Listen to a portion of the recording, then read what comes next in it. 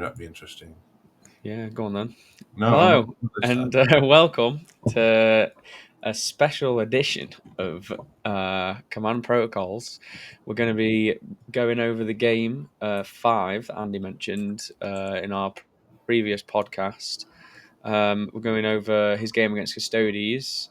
It's just going to be like a short form-ish, 30-odd minute video, just going over Andy's first couple of turns, what happened in the game, reasons why he did certain stuff, thoughts behind it, mistakes that he might think he made, and I'm going to be there to make sure you pick up on them, hey? discuss what possibly could have been done different, and so on and so forth. So yeah, we're just going to jump straight into it. We've already got the game set up on TTS. Andy's it's all going off Andy's memory, so he knows where his stuff is, and he's kind of just going off memory, I think, of where his opponent's stuff is. So I'm going to remember where most of the things are. I'm not going to do the exact movements perfectly. So if I just start to run doing through, that, make sure you tell the mission is Scorched Earth. It's Crucible of Battle, which is diagonal deployments. Yeah. And the mission rule is Inspired Leadership, which is +1 to the leadership test if you're within 9 inches of your wall or outside your deployment zone. Yeah. Well, your warlord has to be outside, but the rest doesn't. And I can tell you, for one thing, we both forgot that rule completely. Like, who doesn't? Yeah, it doesn't really ever come up. To be honest with you, I couldn't even remember who my warlord was. I think it was Imhotep. I think, but I can't remember. I think mine's usually Imhotep. It had the veil. It might have been the Chronomancer, but it probably was. Whoever has the veil sometimes has it for me.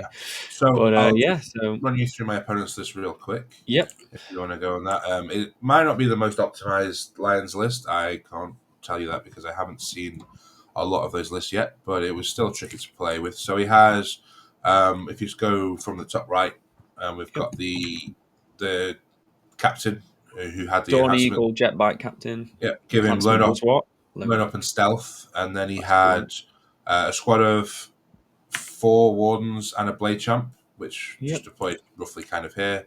There was 4 prosecutors. There was 3 squads of those. Scouting ones, right? No, I don't think the scout. But he had 3 squads of those. One was in reserves for actions. One was on his home objective, and one was the idea was to push it forwards to get secondaries. Then he has 2 single bikes, which are pretty good, tough units, as we'll find out. It's a unit of 2. Yeah, they have to be. Well, no, they don't have to, but it is a unit of 2. Yeah. One grav tank, which I don't think you see a lot of in these lists, but it certainly pulled its weight in this game. Then he's got a squad of 4 guard with Draxus, who still is actually really good, even though she lost the indirect in one of the changes. And then on the left is 5 wardens with the blade champ, and the other blade champ with the 4 squad, I think, was the one that has the enhancement to get back up when he dies. A bit like we do. It's on a 2-up, so it's not guaranteed like ours, but he comes back with full wounds. And then in reserves, he has 3 Alaris Custodians and the Shield Captain. And the Shield Captain's got the +1 damage enhancement. And it gives, I think, +1 attack or +1 strength or something. Yeah, but he's got the axe. So the axe is actually pretty strong in this detachment because it's damage 4. And this detachment allows his character models to reuse their once per battle ability. So in the case of the Terminator Captain, it's reduce everything to 1 damage for a phase, and the Blade Champs, it's advance and charge. So I don't think the Captain has a the Captain's got one where if he kills something or at the end of the combat or something, he can move like 12 inches or something. Yeah. Which he did actually do as well. So this was the deployment. My opponent said he wasn't amazingly happy with his deployment based on how mine went. I don't think he predicted how I would deploy on my side. So on my side, obviously we went through my list of the podcast, but I'll do it really quickly now. It's 2 Doomsday Arcs, which are separate because I just wanted to cover quite a few different lines of sight. I wanted him to have to force to pop his Feel No Pains from multiple potential situations rather than just doing one, sticking it out. I've got a Ghost Arc with the 20 Warrior Blob, Orican, the Royal Warden, and the Crypto Thralls. I've got the Immortals with Imhotep and the Chronomancer, so they're in the centre. A little Destroyer. I've got my Feel No Pain Scorpack Lord. He is in the Ghost Arc because otherwise it blows up. and then I've got a squad of Scorpet destroyers and a single destroyer on the left. So deployment-wise, this little destroyer on the left is for if I get an early contain, or if he brings his tank out round the side, I can get some shots. The Scorpex and the Doomsday Ark are kind of going to go towards my flank objective where my flayed ones are, which I haven't mentioned yet, of course. And then I've got Seraz and the Hexmark. The Hexmark's deployed to kind of give me some Overwatch threat if he puts out like the little prosecutors onto the home objective early on. And that was it. I felt okay with my deployment. He only really has one long-range shooting platform, and that's the tank, so I wasn't too worried about my Doomsday Arks being exposed at the start because 4 pinball is pretty good, right? As we'll see. So he won the roll-off, went first. His opening cards were Secure and No Prisoners, which No Prisoners obviously quite tricky. I haven't really given him a lot of things to deal with. He has some options, and then obviously Secure was quite easy for him. But he didn't really want to expose too much at the start, so he just basically moved the 2 bikes out here. He also advanced them 6 so that I didn't have an angle down there to shoot them. He rolled an advance on his little guys in the bottom corner, the Wardens, but he only rolled a 1, which meant that as far as they went, this Doomsday Ark would be able to come down and get a line of sight. So he just basically shuffled these up against the wall, ready to come at me the following turn. The bike captain on the right-hand side, we pre-measured where I could get to, so he knew that if he basically stepped out along the side here, that I couldn't basically shoot him. And there was no way I was going to charge him with flayed ones because that's just pointless and stupid. So he set him there to stage to attack my flank objective next turn. The prosecutors advanced. I think he wanted to get them onto the central objective, but they didn't roll high enough advance, so he just set them up an inch away from the wall in the centre. And he rolled an advance on the Warden squad as well, but they also didn't roll particularly high, so they just kind of set up along this line. Ready? I can't touch them there. Basically, he rolled an advance on Draxus, and she moved forward to join the Warden squad, and his tank basically popped up here. Now this is where he ended his turn, and he didn't realise that there was a line of sight to shoot down there. So my turn, I got what did I get? I got Secure and Bring It Down. So I went. First thing I did was, can I score Bring It Down? Looked at my Doomsday Ark. Went, there's a line down here, and he went, oh, I didn't realise there was. I thought it was blocked. And the reason he thought it was blocked is because this piece of terrain wasn't in the right spot. So we put it back, and then because I'm a nice guy, I was like, look, if you want to move your tank, if you want to change your tank, that's okay. I don't mind you changing that based on the information. I'm not a bad player. I don't want people to have that kind of bad experience where a little mistake or a gotcha can affect it. So he's like, well, I like it where it is, but if I knew there was a line, I'd shoot your tank. So I said, that's absolutely fine. You can shoot me. So he shot, got 2 hits, got 2 wounds. I failed both saves. I rerolled the save, failed that again, and then he rolled 2 6s to wound, so my Doomsday Ark died. So he got 2 points on No Prisoners. I then looked to Bring It Down and thought, well, I'm not going to get that. I can't hit his tank back. It's not a great start. My original idea of using the DDAs as bully pieces to kill all of his stuff while I protected them with the warriors basically ran out of the window because this DDA was my main platform for attacking into his deployment zone and his flank objective. So I changed my game plan straight away. I was no longer going to do that. I kept bringing it down because I don't really want to cycle cards too early, like turn 1. So many cards that I could have drawn that I also wouldn't have scored, that I'd rather just wait and keep my CP for further turns. So my turn was pretty simple. I advanced. So from the left-hand side, I advanced my Scorpet destroyers. They basically made it not in that orientation, obviously, because TTS isn't great. They didn't get to the objective. thank you for your help, Matt. But they rolled low like his did, but I wasn't too worried about his shooting. If his bike with his one shot wants to come down here, it's okay. Have to kill things at some point. The Doomsday Ark did manage to make an advance onto here because there was nothing for me to shoot. I just wanted his OC, and I shuffled the flayed ones a little bit to make it harder for his charge, and used the Doomsday Ark to block the units coming through. Well, actually, maybe it was more like that. So he couldn't. It was a very long charge for the Blade Chump to get into my guys. The squads might have been slightly different, but that was fine. Sarah's moved forwards. Now, unfortunately, he's only OC3 and the bikes are OC4 between them. So I decided that I was going to charge the bikes with the warriors. They're not that scary in melee, but they do some damage. So we basically just pushed up the warriors a little bit. Come here. We're just going to do it roughly. The characters kind of went into this position here. Not that one. He's the wrong squad. We left the reanimator. And I also pushed these warriors up against the wall here. So basically, if he did charge my warriors, he was never getting onto this objective to see my characters and then precision them out with his characters as well.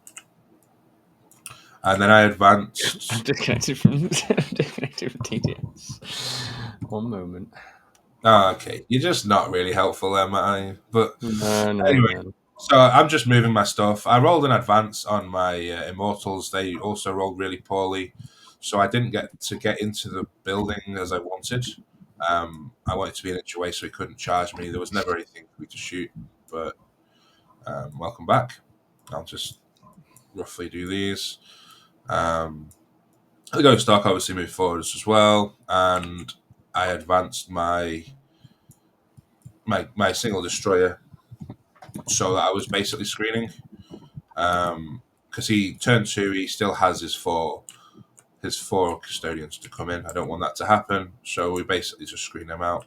And then I put out the Scorpec Lord into the center with the Feel No Pain. And the reason I did that was because there was always the chance that I could fail this. It was a 7-inch charge with the warriors into his guys, and there was always a chance I could fail that, and I didn't want to miss out on secure. So I put the Scorpec Lord out with the Feel No Pain into the center just to make sure that I had that. I did, however, make the charge with Seraz. I kind of wanted to initiate some trades early. The earlier I can get his resources off the table and keep my warriors alive, the better chance I have of dominating the game. So he charged. I was hoping to kill one of the bikes. I had the Crypto Thralls charge up, and then we just basically and we used that movement to get my Oricon and the Royal Warden in the center of the battlefield so that I could protect them from being charged, and protect my Immortals from being charged as well. So yeah, we fought with Seraz. We did nothing, literally nothing. We fought with the warriors and the Crypto Thralls. We did again nothing. I didn't do any damage whatsoever, but I scored my points. That was fine. I screened out the back, so that was it. He hit me back. He did a couple of wounds to Seraz. Nothing to worry about. But I've denied a primary because I've got more OC on his point. So turn 2, he gets his 5 primary, which is really good because I'm also now on all 3 objectives. If he charges or does anything to the warriors, then I'm able to respawn onto the center objective as well. If I ever needed it for anything, like if he tried to do a burn or something, then it's easy for me to take it off him.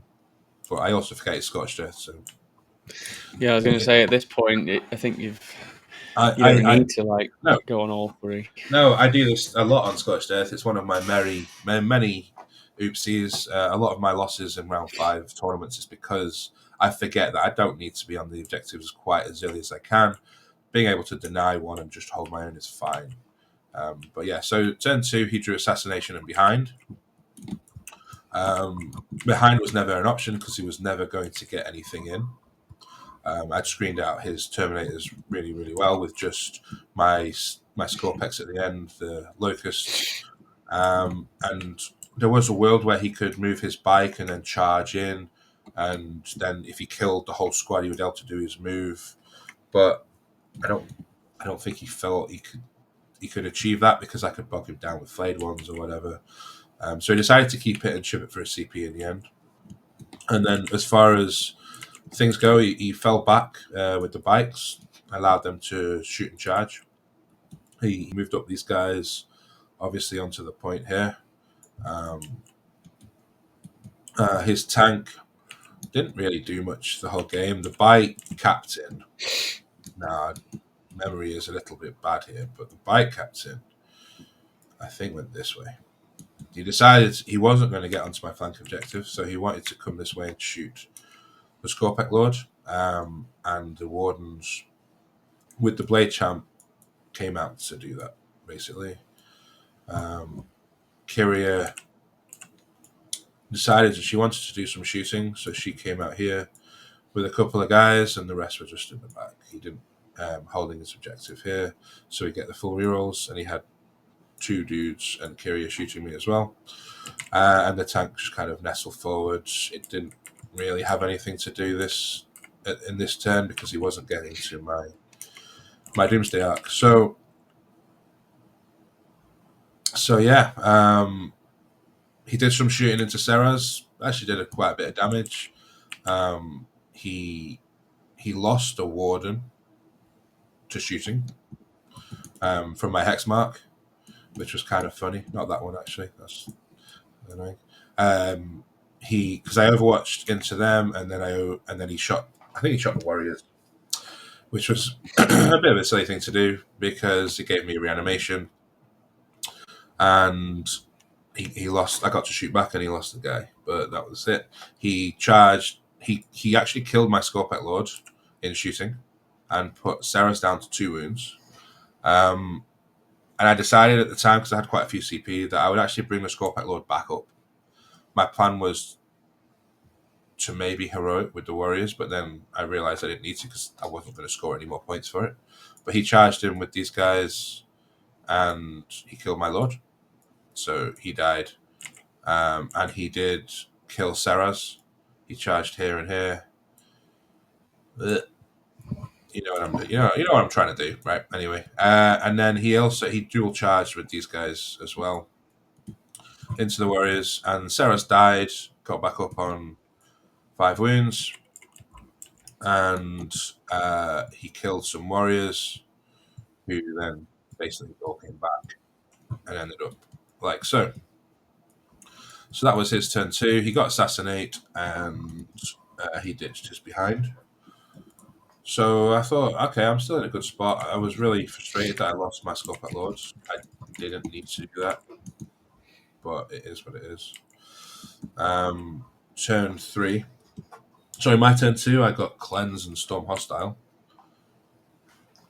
I also drew Mark for Death, which he gave me 3 things I was never going to kill, so I flipped that and got Cleanse and Storm. Now, my original plan was to actually burn with the flayed ones on this objective and cleanse with the Scorpic Destroyers, and then I could do an easy cleanse on the center. But I decided instead to cleanse with Serraz over here, and I shoved the Warriors forward. I tried to kill some bikes. I didn't kill any bikes. Like, these bikes just survived the entire game. It was obnoxious. And I used quite a lot of the Warriors, and I used the charge to actually block his movement with these Wardens so that he couldn't get out of this little corner for a while. However, what I did do is, because I remembered that he had his Terminators, and I really didn't want his Terminators on my flank objective. That was the one thing I really did not want, is I didn't want the Terminators on the flank objective. So I advanced my flayed ones out, basically just screened. I just moved them out just to buy myself some more movement, because they only move 5, the little destroyers, and that allowed me to cleanse with the Scorpex and still green a little bit as well. Maybe I wasn't quite so far forwards, like so. But I kept the screen up so that he couldn't kill in my backlines. The Immortals came out. Basically, some ended up on top of the building. They came out. They did some shooting into the Wardens. They did literally nothing. I shot all the warriors that I could into the Wardens. They did literally nothing. I think I killed because he had popped his 4 up Feel No Pain. Actually, thinking about it now, I remember he failed his charge with the Wardens, so they were actually still here. Yeah, that makes sense. Yeah, he failed his charge with the Wardens. That makes a lot more sense. So my DDA didn't move, and he could see straight down this line. So he actually decided to pop both Feel No Pains on the same turn because I obviously shoot the one that he doesn't go for. In the end, my DDA got rolled a 1 on the number of shots. I didn't want to CP reroll it because of the Feel No Pain, and my CP was already tight. So he got 2 hits and didn't do any damage.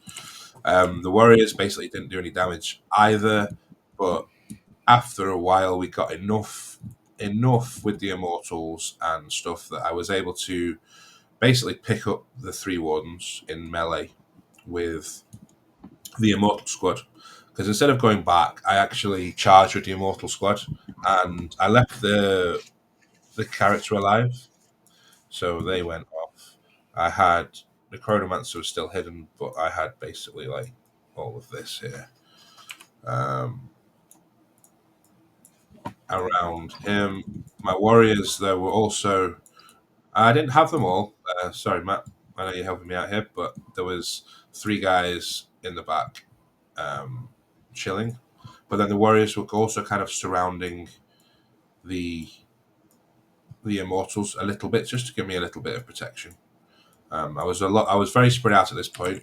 I did charge back into the bikes, um, with my warriors. I had the crypto thralls in the center at this point to try and deal with everything there, but I had enough warriors on the center that the bikes, they didn't kill anything, and I just denied in primary again. Um, at this point, he'd also shot. I was also like shooting with my ghost arc. I just wanted as many shots as possible into the center, and yeah, we managed to leave the Blade Champ alive. He didn't precision out because he figured 2 up 4 up was just maybe too much to go for. So yeah, in the middle of the board at this point was a clusterfuck of just so many models. I was trying to work out which ones are which, and the coherency issues, but we got it sorted, and it turned out to be a decent turn in the end. We denied him. I scored 4 for cleanse. I got Storm Hostile on his flank objective. So we were looking good in points. Turn 3 came and he scored. He drew Cool the Horde and Engage. He was very sad with his Cool the Horde pick because he had to keep it. At this point, he was down to 1 CP a turn basically, so he didn't want to cycle it, and he thought, right, well, maybe this is the turn that we go for the Warriors. He chucked his bike captain down the side here. The tank came out onto the point. Was able to shoot my DDA. These guys waddled forwards, ready to charge my Warriors, and these guys again fell back and came down here, basically. The Blade Champ fell back, ready to charge, or just fell back, I think, and he brought out Kyria. All of her squad came out to deal with some shooting, and he brought out the prosecutors so he could get on the point and try and auto-see me. But I deleted them with the hex mark in Overwatch, which was really nice. Good. Yeah, it's exactly what I needed. He did have all of these on the point. But this is how it was. So the prosecutors all died, which was really cool. He did bring in these other 4 prosecutors to try and screen his backline a little bit, but he didn't bring the Terminators in because he wanted to rapid ingress, I think. They were never doing anything this turn, but I think that was a bit of a mistake because I think that's the mistake I was about to say, because surely you just want to shoot them into the warriors now while they're all out. Yeah, exactly. I mean, they weren't all out. There was still a couple hidden behind here. You can Like still do a lot of damage to there them. was a Like, lot of damage, but I yeah, still had some CP. I had enough CP to get characters back up. But anyway, so what actually happened was he killed Seras in shooting. Sadly, makes sense. Seras died. The bikes, he killed the Hexmark. Sadly, that died. He decided, you know what, sod it. I'll shoot the grav tank into my Doomsday Arc, and believe it or not, he took it all the way down, all the way down to about 5 wounds. At which point, I was like, for God's sake, this happened again. But then he shot the Custodian Guard in. Instead of trying to shoot the Immortals or the Warriors, he shot the Guard, and he actually took it down to 3 wounds. I think this was another mistake that he made because he should have shot the Flayed ones. Yeah. Because the Because Flayed then it's going to ones, push that screen out even more. yeah, As well. exactly. And it made him hard for. It made it really hard for him to interact with my side of the table at this point. I was going to say that's a bit inappropriate for the gaming table. Well, what can you say? Anyway, so yeah, the Wardens came in. They charged this squad here. Kyria Draxus charged both of my units over here, I think it was. And he fought with the Wardens first, and he did. He killed basically all of these warriors. Quite a few. It was about half the squad died because he rolled pretty hot, including the Cryptos. The Cryptos are usually really, really strong because they have the one, they can absorb a lot of 1 damage, but everything was 2 damage here in melee. Mm-hmm. But they basically all came back and they just flooded the center objective. They protected. His Blade Champ came back in as well, I think, at this point, and I made it. He was kind of like hereish, but I made it so he could only fight the Immortals. We've got the position slightly wrong, but the Immortals, Imhotep was in the center, so we pulled them so a way that when he fought with the Blade Champ, he had to fight Immortals instead, and then Kyria had to fight just the Warriors because I pulled the Immortals out that they could fight against. And again, they didn't try and precision because I had the CP to get Imhotep back up, and he couldn't see the other characters. So yeah, lots of warriors died, and lots of warriors came back up. It was pretty strong. He then decided to charge the captain into my Doomsday Arc, which of course died. He only got 2 through. I decided not to heroic with the Scorpet Destroyers, and then he did a move here afterwards, once per battle ability, on this guy to get him into my deployment zone. It was kind of like, here, which was a bit of a weird move because I thought he might just stay and try and deal with my Scorpet Destroyers because there's no guarantee that they can kill him, if you know what I mean, in melee. But there's not much. And he still had his Terminators, which also made it difficult because now I've got this thing to deal with, and it's kind of hard. I've got these 2 bikes over here. I've got this big blob here. I've got the tank. So it's like, what do I do? I actually You've killed currently put him down to 2 5s, and you've been on 2 10s, so yeah, but I've you also can keep riding the wave. but I'm looking at it now, going, well, actually, I might be in a little trouble. I've got this Warden squad here, in the center. Sorry, on his flank objective. Guard. The Wardens, there's a lot of OC on that Yes. point. So I'm at the point now where I'm not going to start denying him primary. I did think about veiling the Immortals this turn. This was turn. But you can't. Well, they weren't in combat at this point. I don't think. Or no, maybe they were in combat. I can't remember. Let me see. Yes, yeah, they were in combat. But luckily they were only in combat with 1 guy, so they just kind of sat there. This was the turn that I popped my Imhotep ability. Yeah. And we actually killed the Blade Champion. And we killed a couple of Custodian Guard. We killed a Warden. And we did all right on that turn. The Warriors then kind of went over this side. and charge these bikes, and I actually managed to kill a bike, which was magnificent. My solo destroyer here decided to take 6 wounds out of his captain, and I Such actually a finished pesky him off motherfucker. with the reanimator and the ghost arc. So the captain actually died. And Wow. that was really good because I also drew on this turn recover assets and engage, and then I flipped recover for no prisoners. So hang on, no, don't delete my hex mark. You okay? Let's go. So my hex mark got this side for engage. I don't know why I I take thought him you off. said the Hexmark died The already hex to mark the didn't die. bikes. I remember the hex mark got shot, went down to 1 wound, and then survived. But he pushed up him Fucking over here. this storyteller. Ah, mate, come on! Like, there's a lot to remember in this game. And the flayed ones actually pushed forward. So I got max engage here because they stayed alive. The Hexmark got me over here. Yeah, exactly. The Warriors kind of charged over into this bike and also made it difficult for his guys to come this way. And then he had to rapid ingress on my turn. And because of where he couldn't, I didn't move my Scorpion Destroyers. This guy, my solo heavy, was still screening alongside this, so he had to bring them in alongside his wardens over here. Yeah, so it's just So, like reinforcing that side of the board, but I think it's too little too late at that point. exactly, and we discussed the Ne- game at length, yeah. and that Next was turn he's going to attack the Warriors, and then the turn after, yeah. that's it. He can't even get on your home So field.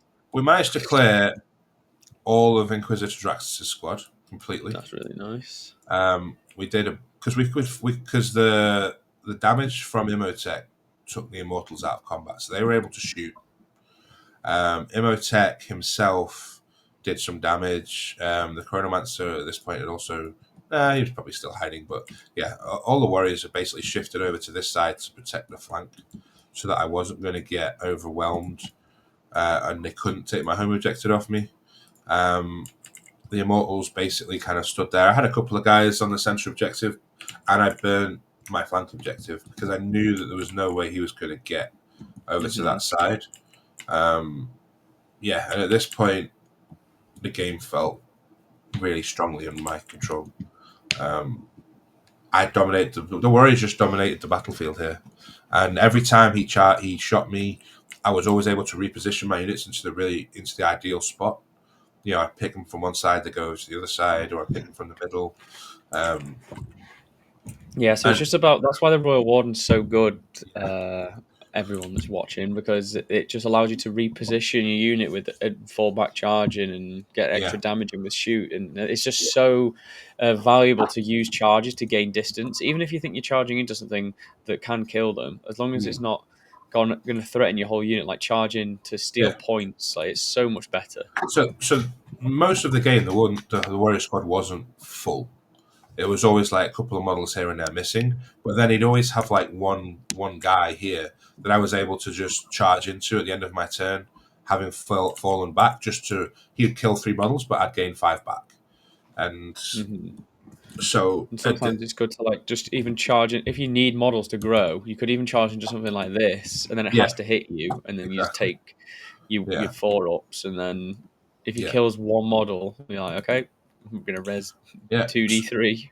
So we'd also blocked him. So on his following turn, I think he saw the wind.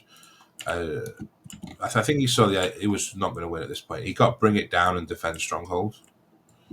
Again, he needed a CP to fall back and do stuff. I think he might have considered flipping one of those cards at that point, but he didn't want to. This guy was actually quite low, but it didn't matter. These guys came forwards as well. They killed my Hexmark finally. The Hexmark did die to their shooting. The actual hex. The tank itself unloaded into my Ghost Arc because I had to bring it down, but the Ghost Arc didn't die, and then he charged with the Verts Praetor into it. It didn't die. And again, he charged the Warriors, and they just absorbed everything. First activation killed half of them. They all came back. Second activation killed quite a few, but it didn't matter. I'd pulled out of combat with the Laris at this point. And I was just there. And I at the end of the turn, I also picked up the immortals because with my flayed ones where they were, and him only having prosecutors, I actually had eyes on his home objective. Like maybe I could burn it. My objective burned. These guys actually ended up in the center here, basically. And then yeah, so my turn 4, I actually drew Cull the Horde, which I can't do, and then I got Sabotage in behind, which was like perfect. So the Immortal squad, instead of attacking his flank objective, his home objective, they just came down here and did sabotage in his deployment zone. And these guys advanced 1 inch, of course, towards his home objective, again, within his deployment zone. So I got behind for full. The Scorpec destroyers at this point decided they were finally going to do something. They came out and they charged these guys, and they actually deleted the whole squad. I got Absolute heroes. absolute heroes. There was no feel no pain because they'd already gone. Scorpec Lord killed 2 by himself, and then the Scorpec destroyers got quite a few dev wounds and just wiped the entire squad. I did lose 2 to fight on death. It doesn't matter at this point. It didn't matter at this point. I wasn't in a position to charge into the Terminators. I actually killed the single bike as well with my shooting. It was only on a couple of wounds. I've been chipping it down the whole time.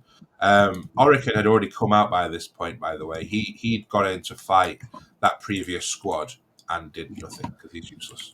He killed 1 model, I think it was. Yeah, completely useless. I didn't want to charge these Alaris Custodians because I didn't have enough warriors left at the time. There was basically like half the squad, and because he wasn't shooting them, I wasn't getting like every turn reanimating. So I just kind of shuffled them again this way, what was left surviving, so that he couldn't just walk onto my home objective and burn it at the end. So he actually picked the guys up at this point because he hadn't used his ability. He did think about burning with his flank objective with the tank, but he realized that was a mistake because there was no way he was going to either finish it, and there was no way and obviously he wanted to shoot my Ghost Star because he had to bring it down. And then so turn 5 he actually drew Extend and Establish, which was good for him in a way because he could just come down here. This fella, I don't even remember where he was at that point, but he came down and did Establish, and then he'd already got Extend from his home objective. And my last turn, I drew Extend and Establish as well, which was kind of convenient. So I didn't even bother with his home objective. I just burnt the center. I did Establish his deployment zone, and I've got Extend, and that just gave me a 100-point win. So yeah, nice. But I did as much as I could during the game. The damage output from my army felt really frustrating. Like I really wanted to delete certain assets, and I just couldn't do it. Yeah. And I managed. I would do chip damage, and I frustrated. But it's nice that you can like survive his go turn, yeah. and then even just killing 1 or 2 models. It's just still, if you're never dying, but you're holding the points, denying him and killing 1 or 2 models at a time, you're still going to win the attrition. Yeah. Like once the Scorpeth Lord unit, like once the Feel No Pain's gone, it just ruins the it can do. I mean, I did roll 5 dev wounds. It's just good anyway. The Scorpeth Lord's just good. Like 2s rolling into 4s. Because they're minus 1 to be wounded. They are minus 1 to be wounded. Yeah. So it's pretty good. Yeah. There was definitely. We should just advanced your flayed ones all the way up first and just.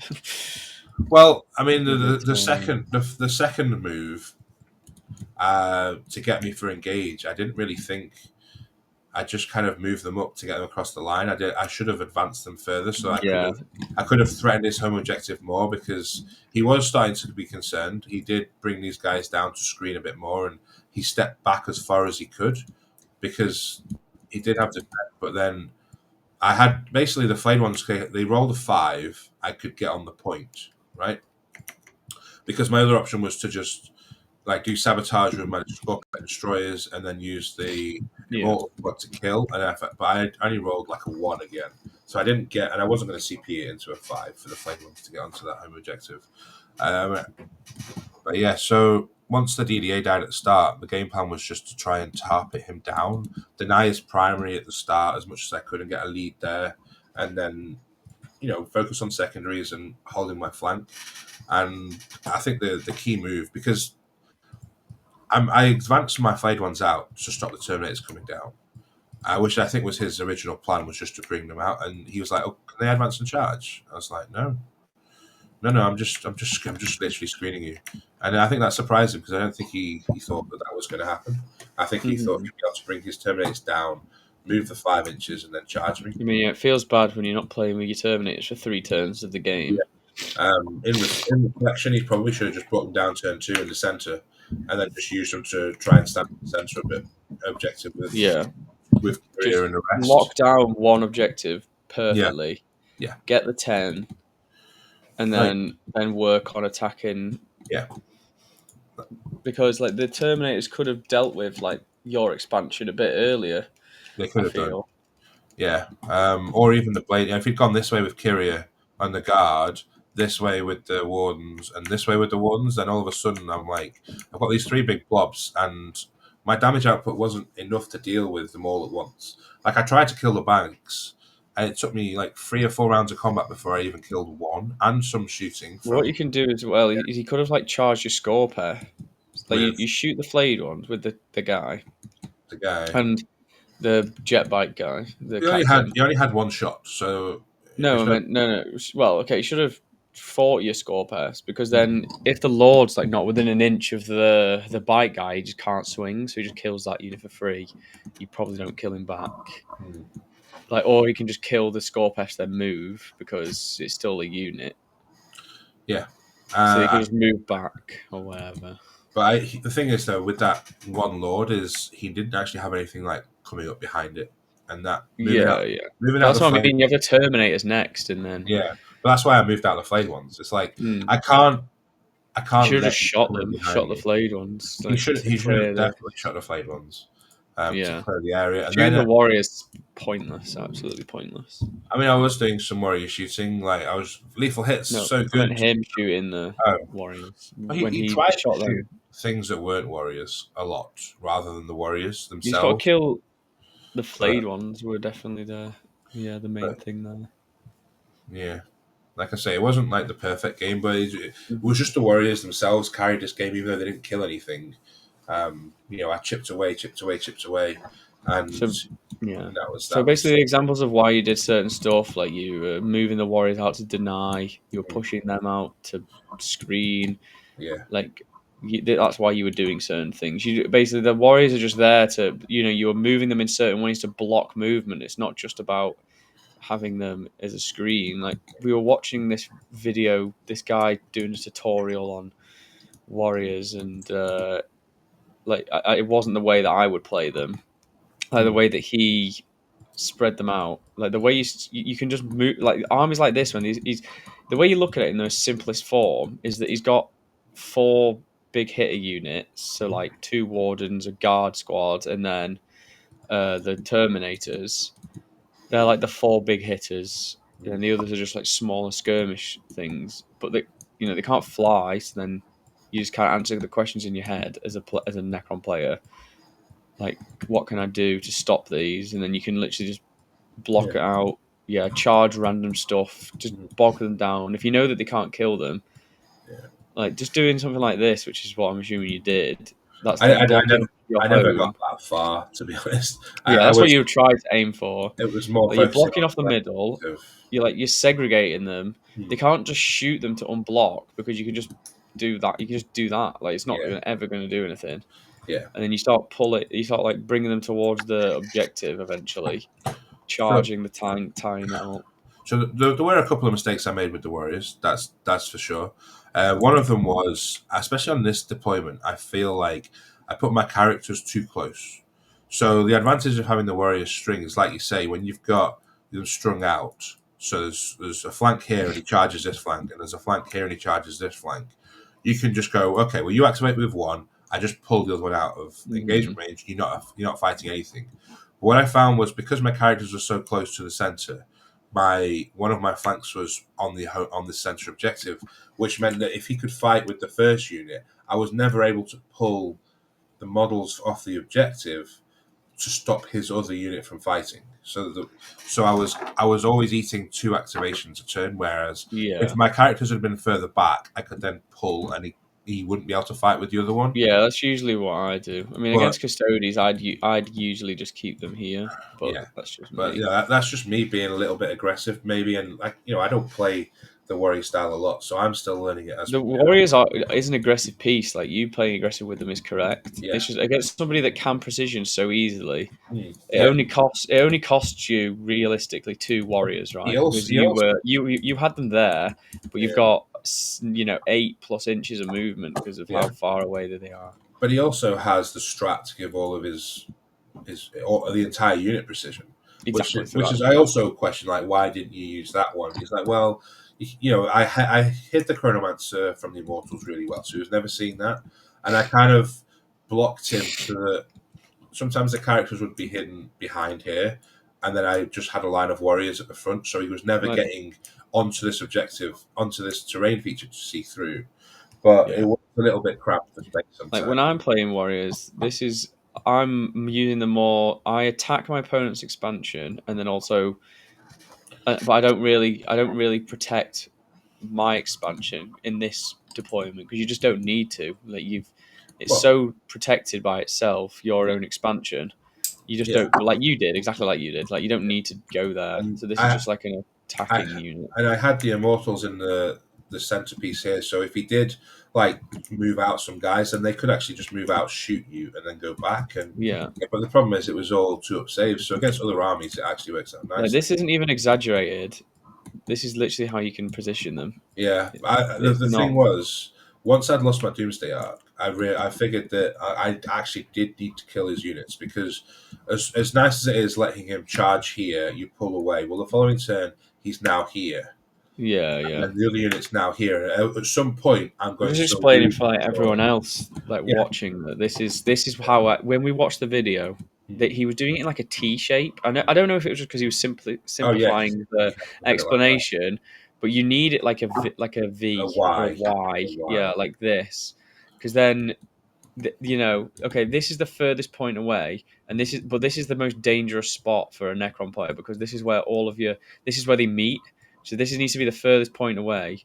Hmm. So when somebody comes and charges, you want them to be in a position where you can hit them next turn. Like this is the Yeah, point of why your models are positioned. You don't want your model like here because then you can just charge your model here yeah, and you can't see them. You need them in the open. You need to bring them in. yeah, Like you put them all here, so they have to base, and you can measure this yourself. yeah.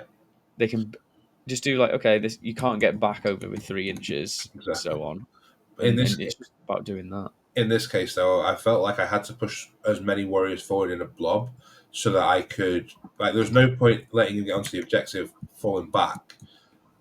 But I needed Yeah. actual models there to shoot because my DDAs were dead. Yeah, this is the same difference because it's just a single. Yeah, Like you've got a line still, so you're still protected because yeah, they're only ever going to get like one activation in as long as you space out correctly. But then you can just yeah. you need the bodies to stop the OC Mhm. to deny because you have to deny one. That is different. Yeah, If you have to deny two, then it'd be a bit harder for you. yeah. But again, my opponent was in a situation where I was scoring. I was my flank objective was relatively safe because of the way that my units were positioned, and he was struggling to fight over his. Eventually, he won that war, but by then I was already got 10 points more in in the primary, and he was unable to stop me burning. So, but yeah, the Royal Ward is a really important part of that as well. Yeah, Like, he's so good. if things get locked in combat, then the amount of movement that you can get from it is very limited because you can't also recharge. So recharge and then you get an activation of your Ghost Arc on your turn because they kill a couple of models, which actually Mhm. helps you sometimes. And then you can reposition some models from one flank to another flank depending on where you need them. So being able to fall back the shooting was really helpful as well, and then charging in again. Like I would charge my full squad into a unit just to stop it from being able to go where Yeah, like when I played against elves, and they weren't really running the bikes, I would literally just charge everything that I could touch and just be in a massive wave, and just be like, "Yeah, you just can't really deal with this unit. It's high OC, you're all low OC." Yeah. And my fucking 1 damage attacks actually do something into elves. So I hope this video shows just how bad of a player I actually am. How about it remembering you? And yeah, a little bit, to be fair. Like You know, I got my fucking tism. I'm very, very good at remembering games in full. I think I did a good job remembering Yeah, most of you've done a good job. We'll it. improve as we go on. I'll be doing some. I'm going to this RTT. I'll probably do one for my Annihilation Legion. I'll probably do one for that, and we'll do a short one for how to do the vaults soon as well. Probably Yeah. if we get time. Um, if it ends up being longer than 5 minutes, we'll just make it into a quick 5 minute video. But it's But we'll probably get we do like to waffle. that's when we'll get the 2 volts in, and then we'll all of a sudden start Yeah. having some. Well, this is Yeah, too many. It's 1 minute for every model, so we're doing all right. Yeah. yeah, fair enough. So yeah, I think that's probably going to be about it. I hope you guys enjoyed. I hope I gave you some insight on how you can win Yeah, a game when you're already on the back foot, and yeah. you're looking at it from a point of view where maybe you can't execute your normal game plan in terms of frustrating and killing things. Andy could have just blamed dice, and he could have had a little paddy, but instead he just saw what he could do Yeah, instead. And yeah. it's not over if you lose a model. It's not bloody over. Like you can keep playing. So yes, thank you for watching, and we'll catch you on the next one. Cheers, guys.